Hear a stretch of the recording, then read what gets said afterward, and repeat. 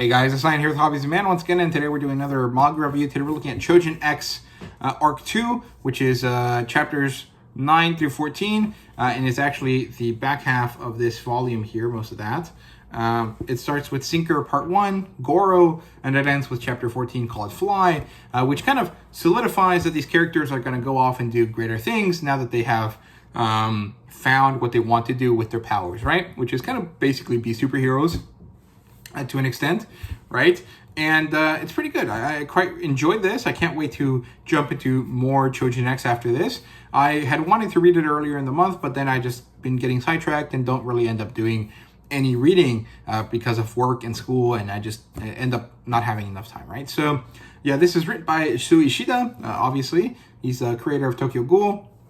And this is published by Viz under their SIG line, which, your mileage may vary there. I think that these are pretty good. They do have some color pages here and there, and the quality of these books is pretty nice, but there was an issue with the first volume that I didn't quite like. Now, the demographic is seinen. This is technically published under Shonen Jump in the US, but it's published in a different Shueisha magazine in Japan, right? I think it's actually not even published in a magazine. It's published digitally. And the genres here is supernatural, urban fantasy, action, superhero to an extent as well. It does not have an adaptation yet, but I think that as soon as it does, it'll be a very popular series just because it has a built-in audience to it, right? Since people like Tokyo Ghoul so much, right? The rating for this arc is a 5 out of 5. I thought it was really, really great. It features baseball as kind of the main conflict source, and I think that that's awesome. I really like baseball. I like watching it. I don't think I've ever actually played it, but I do like watching it, and it's pretty fun, right? The premise here is that Tokyo and Ellie, the two main characters, got enrolled into Yamato Mori, and they're learning the rules of being Choujin, right? They're kind of figuring out what their affiliations are, what they are trying to do, who they want to be, and in order to kind of bring in some conflict, another young Choujin, who's a little bit older than them, who's kind of gone through this process already, ends up getting into trouble, going berserk, and the only people that are available to save him actively are Tokyo and Ellie. And so this is kind of where the characters end up being kind of superheroes, right? Dealing with a young character going out of control, right? So I guess it's kind of similar to like when Red Riot in My Hero Academia fights that one guy and he unveils his unbreakable form. It's kind of that same concept there. Pretty similar stuff, right? The plot here opens up with Tokyo at home watching Azuma play baseball on TV. Then they come back, like the game isn't going well. Even though they have a star player in Azuma, the team is losing. They manage to make a comeback, but they end up losing at the end anyways.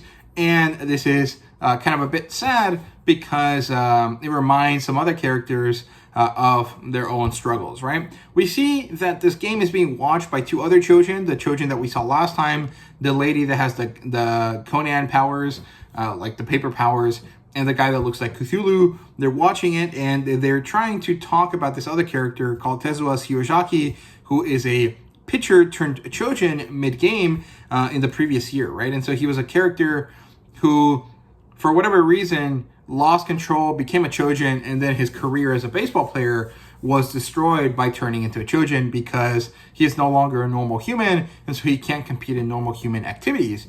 Which is interesting because this is showing that Azuma, who probably is also Choujin, is not following the rules, even though he's supposed to be someone that does, right?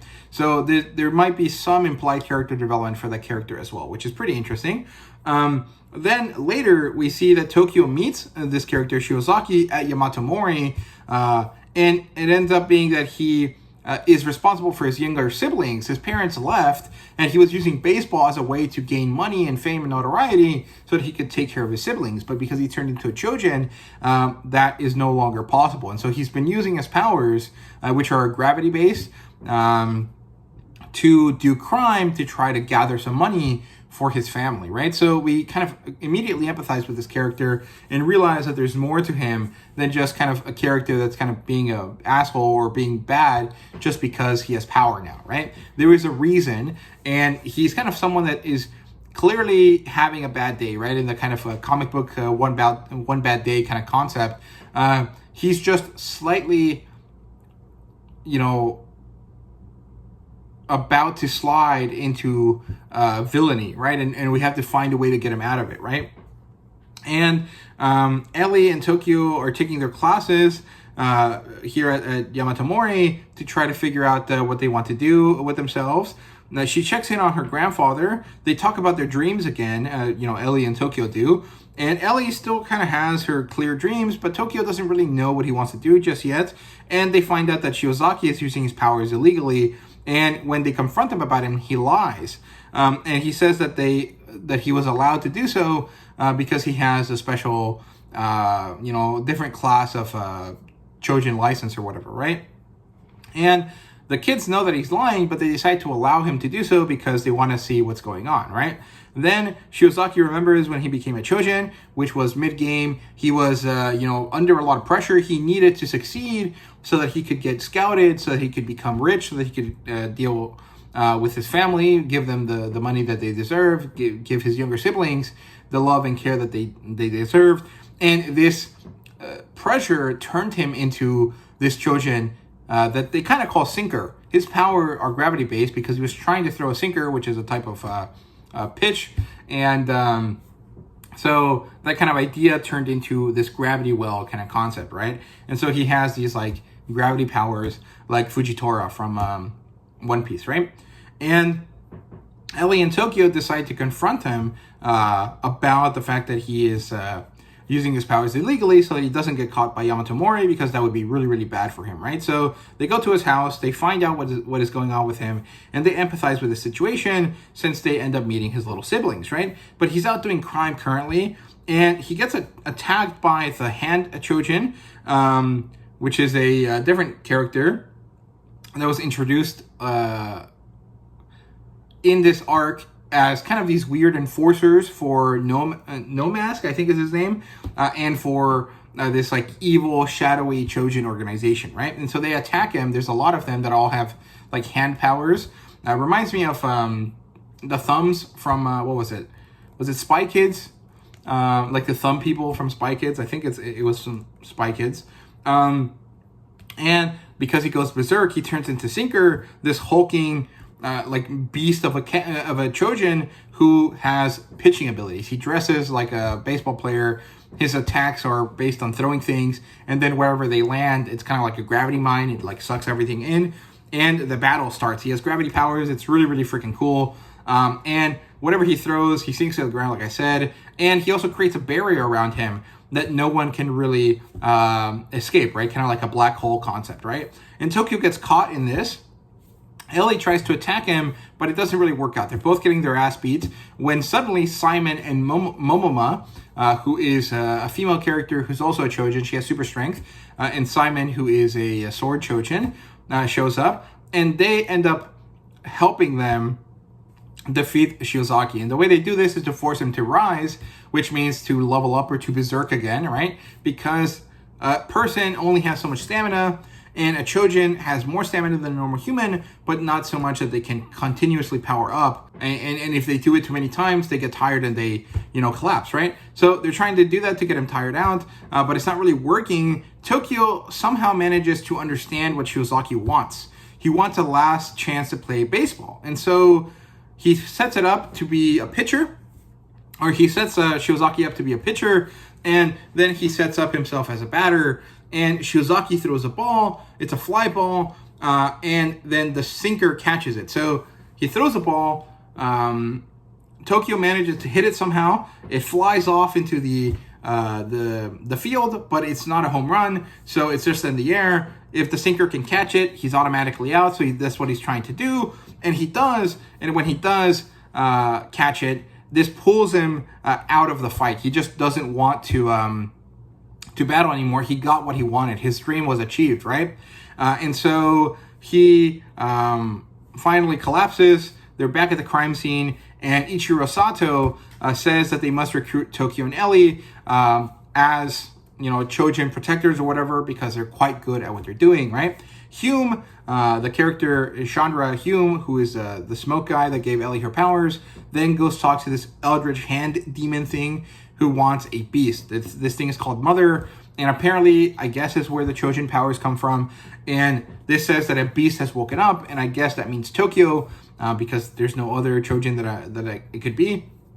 And they kind of wrap up the arc here with Tokyo talking to Sandak about gaining a dream. He wants to be a Choujin protector. He wants to do what he did for Sinker for other people, right? Ellie says that she's going to go home. It seems like the story might end, but actually she ends up transferring to Tokyo's high school. And so she and Tokyo will now have a high school friendship alongside all of the other stuff that they're doing, right? So really good stuff there. Overall, I quite liked it. And then in terms of characters, we have Tokyo, who grows through adversity, which is really nice because he was someone that basically had experienced nothing so far in his life, and now he finally has developed some sort of sense of self, right? Ellie has no real change, but she does develop a friendship with Tokyo that is good for both of them, right? And then we have Tezuka Shiozaki, who is the Sinker monster. And I wonder if he's going to be a part of the team, or if he's just going to be a one-off character that maybe they'll call on later if they need a heavy hitter, right? I'm not really sure.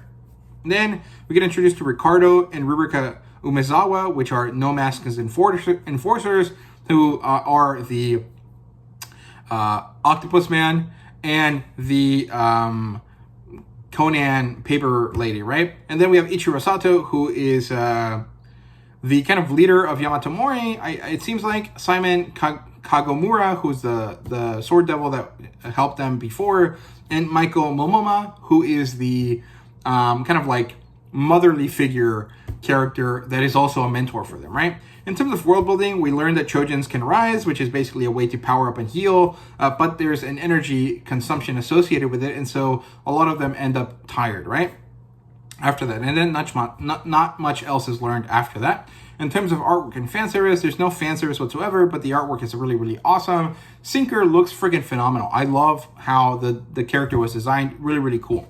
In ratings, it's a 5 out of 5. I thought it was a really, really fun arc. It had a lot of interesting action in it, and of course, I like the baseball theming a lot. So, yeah, there you go. Those are my thoughts here on Choujin X Arc 2, the Sinker arc, and I'll see you guys soon for another video. So, take care, and I hope you guys enjoyed.